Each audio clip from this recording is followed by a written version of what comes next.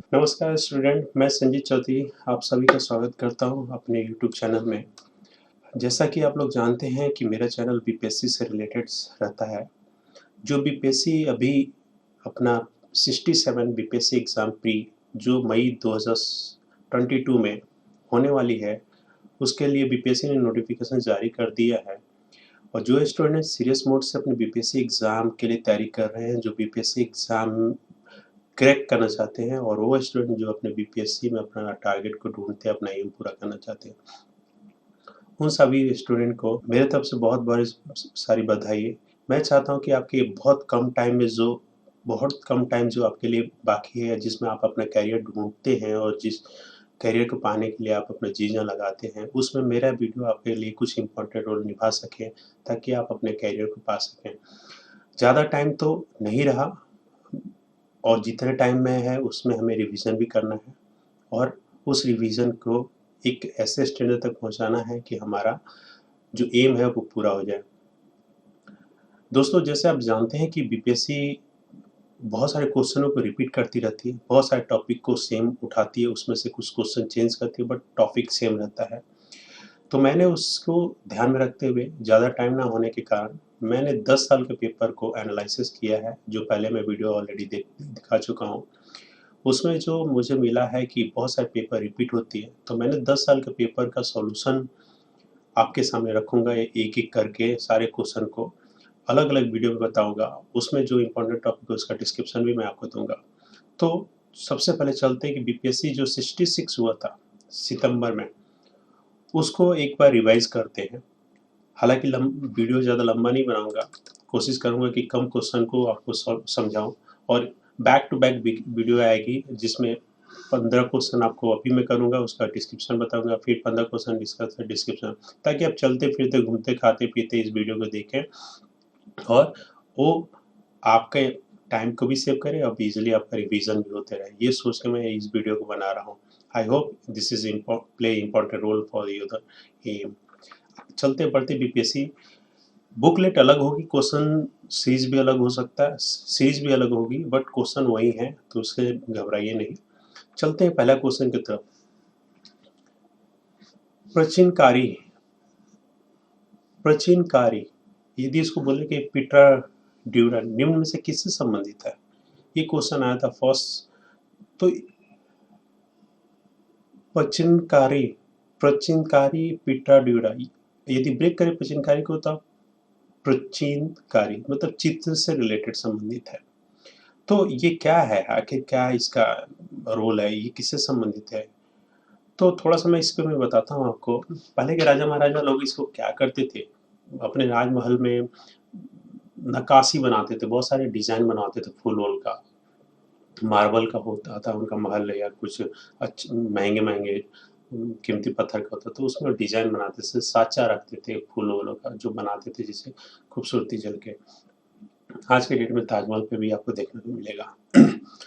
तो इसमें पहला ऑप्शन है दीवारों में अति कीमती पत्थर जोड़कर फूल की नक्काशी करना। सेकंड है मीनारों में टेढ़ी दीवारें बनाना। थर्ड ऑप्शन है संरचना में मेहराब का इस्तेमाल करना और चौथा इमारतों में मार्बल का प्रयोग करना। तो जैसे मैंने आपको बताया कि ये पिक्चर से रिलेटेड है, इस पे फूलों की डिजाइन बना लिया जाता है, नक्काशी बनाया जाता है। तो इसका राइट आंसर है पहला। सॉरी। किस मुगल शासक ने चित्रकारी के लिए कारखाने बनवाया था? एक पिक्चर थी जोधा अकबर। आप जानते थे कि जोधा पिक्चर तस्वीर बना-बना के अकबर को दिखाती थी, अकबर को बहुत पसंद आता था। तो आप आंसर समझ गए होंगे। बिल्कुल, इसका राइट आंसर है बी अकबर। अकबर को चित्रकारी बहुत पसंद था। तीसरा क्वेश्चन पे चलते, बंगाल के द्विशासन प्रणाली किसके द्वारा लागू की गई थी? तो बंगाल के द्विशासन प्रणाली वारेन हेस्टिंग्स? बिल्कुल नहीं। William Bentinck? बिल्कुल नहीं। Robert Robert Kline?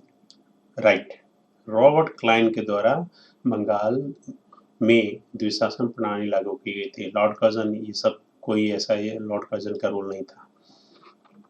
बढ़ते हैं क्वेश्चन नंबर 4 की तरफ। इनमें से किसने 1993 में शिकागो में आयोजित धम्म संसद में भाग लिया था? धम्म संसद से किससे रिलेटेड थी, कौन भाग लिया था भाई 1893 में? So just look on the option. Dayanand Saraswati समाज से रिलेटेड। स्वामी विवेकानंद बिल्कुल ये भाग लिए थे, इन्हीं ने 1893 में शिकागो के आयोजित धर्म सभा में भाग लिए थे। महात्मा गांधी जी ने कोई भाग नहीं लिया था, विदेश में किसी उसमें भाग नहीं लिया था। राजा राम मोहन राय समाज सुधारक थे, उनका कोई उसमें रोल नहीं था। बढ़ते हैं क्वेश्चन 5 की तरफ। 5 क्वेश्चन है 1923 में स्वराज पार्टी का गठन किसने किया था? 1923 में महात्मा गांधी, स्वराज पार्टी से उनका कोई रिलेशन नहीं था। वल्लभ भाई पटेल नहीं। गठन किसने किया था? भीमराव अम्बेडकर नहीं। Right answer is C, C R Das और मोतीलाल नेहरू ने इसका गठन किया था। बढ़ते हैं नेक्स्ट क्वेश्चन की तरफ। प्रसिद्ध नाटक नील दर्पण, जिसमें इंडिको की खेती करने वाले किसानों के दमन का चित्रण किया गया, की रचना की गई थी। नील दर्पण किसानों का जो दमन होता है उसके ऊपर एक बुक की रचना की गई थी, किसने किया था? शतरंजन चटर्जी नहीं। रविंद्रनाथ टैगोर नहीं। भारती घोष, बारिद्र घोष नहीं। दीनबंधु मित्र बिल्कुल सही है, दीनबंधु मित्र नील दर्पण से जुड़े थे। Question number 7। 1760 में प्रसिद्ध वांडीवासा का युद्ध अंग्रेज द्वारा किसके खिलाफ लड़ा गया था? तो 1760 में अंग्रेजों को उस समय किससे प्रॉब्लम होती थी? डच से होती थी, फ्रांसीसियों से होती थी, स्पेन, मैसूर और कॉर्नेटिक से उनका कोई मतलब नहीं था। तो इसमें तो डच है ही नहीं, है कौन? फ्रांसिस्को। थोड़ा सा दिमाग लगाएंगे तो आपको पता लग जाएगा कि इनका युद्ध 1760 में वांडीवासा में फ्रांसिस्को से हुई थी, फ्रांसीसियों से। क्वेश्चन नंबर 8 पे चलते हैं। निम्न में से किस अधिनियम ने भारत में पृथक निर्वाचन मंडल का आरंभ किया था? पृथक मतलब डिस्ट्रीब्यूट, अलग करने का। तो थोड़ा सा यदि दिमाग में जोर डालेंगे, भारत में किसने किया था? अंग्रेजों द्वारा की गई थी। कब हुई थी? तो जब स्टार्टिंग की बात करें, जो इसमें ऑप्शन दिया था पहला, रेगुलेटिंग अधिनियम 1773। रेगुलेटिंग अधिनियम छोड़िए, 1773 में अंग्रेज उस समय अपना अस्तित्व को स्टेबल करने में थे। 1833 बिल्कुल नहीं। 1784 बिल्कुल नहीं। कब ये गए थे? तो 1909 में भारतीय परिषद अधिनियम 1909 के द्वारा। इस समय अंग्रेज अपने अस्तित्व को बचाने के लिए और भारतीय के मनोबल तोड़ने के लिए सारा हथकंडा अपनाते थे। पढ़ते क्वेश्चन नंबर 9 की तरफ।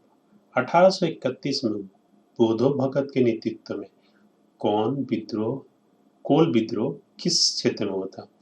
कोल विद्रोह थोड़ा सा देखेंगे तो कोल किससे संबंधित है, आपको पता लग जाएगा। कच्छ में कोल नहीं, पश्चिम घाट में नहीं, सतारा में नहीं, है कहाँ पे? तो सिंहभूम से। तो right answer is B. Question number 10। Bihar में 1857 के विद्रोह का नेतृत्व किसने किया था? ये बार बार क्वेश्चन पूछा जाता है, अलग अलग तरीके से पूछी जाएगी, बट क्वेश्चन रहता है। मेरा रिवीजन कराने का पर्पस यही था कि आप चलते फिरते आप अपने 10 साल का पेपर उठा के आप रिवाइज कर लीजिए, जिससे आपको टेंशन ना हो। कोई छूटे तो आपको रिमाइंडर भी, टाइम है आपके पास 1 महीना 1.5 महीना का, था आप उसको कवर कर लें। मेरा मकसद यही है। क्वेश्चन पे आते हैं। तो 1857 का विद्रोह जब हुआ था, उस समय बिहार में जो इम्पोर्टेंट रोल निभा रहे थे, नाना साहब नहीं, दादा टोपे नहीं, मौलवी अहमदुल्ला नहीं, करता कौन था यहाँ पे? तो उस समय कुंवर सिंह करते थे। मोस्ट इम्पोर्टेंट रोल निभाए थे बिहार में 1857 के विद्रोह में। क्वेश्चन नंबर 11 पे चलते हैं। ये भी बार बार पूछा जाता है, नहीं अलग अलग वे में पूछा जाता है, अलग अलग प्रकार से। चंपारण में इंडिको की किसानों की दशा की ओर गांधी जी का ध्यान किसने आकर्षित किया था? गांधी जी का चंपारण बिहार में जो आंदोलन हुआ था किसानों का, उसमें गांधी जी का ध्यान आकर्षित करने के पीछे किसका हाथ था? किसने बुलाया था उनको? तो राजेंद्र प्रसाद नहीं, वो उतना जानते ही नहीं थे उनके बारे में। अनुग्रह नारायण सिंह बिल्कुल नहीं। आचार्य कृपलानी बिल्कुल नहीं। राम कुमार शुक्ल, जो गांधी जी को आमंत्रित किए थे चंपारण विद्रोह बिहार में किसानों के हितों के लिए। आगे बढ़ते हैं। प्राचीन महाजनपद मगध की प्रथम राजधानी कौन सी थी? तो तो थोड़ा-सा ध्यान दीजिए, प्राचीन महाजनपद, प्राचीन की बात कर रहा है। मगध की प्रथम राजधानी कौन-सी थी? तो कौन-सी है? पाटलिपुत्र, वो तो बाद में आई।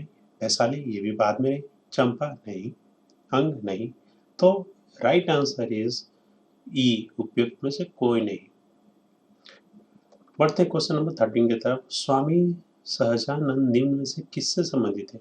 स्वामी सहजानंद, आप जानते हैं बहुत सारे लोग पहले विद्वान जो हुआ करते, थोड़ा जानकारी रखते थे, उनको स्वामी स्वामी बोला जाता था। स्पेशली बिहार, यूपी बिहार में तो बहुत होता है। तो स्वामी सहजानंद बिहार से संबंधित थे, बट वो किससे थे? वो जनजातीय आंदोलन में थे? नहीं। बिहार के मजदूर आंदोलन से? नहीं, क्योंकि वो मजदूर थे ही नहीं। वो तो किसान से संबंधित थे, क्योंकि किसान से वो जुड़े हुए थे। तो राइट आंसर इज सी। चलते हैं क्वेश्चन नंबर 14 पे।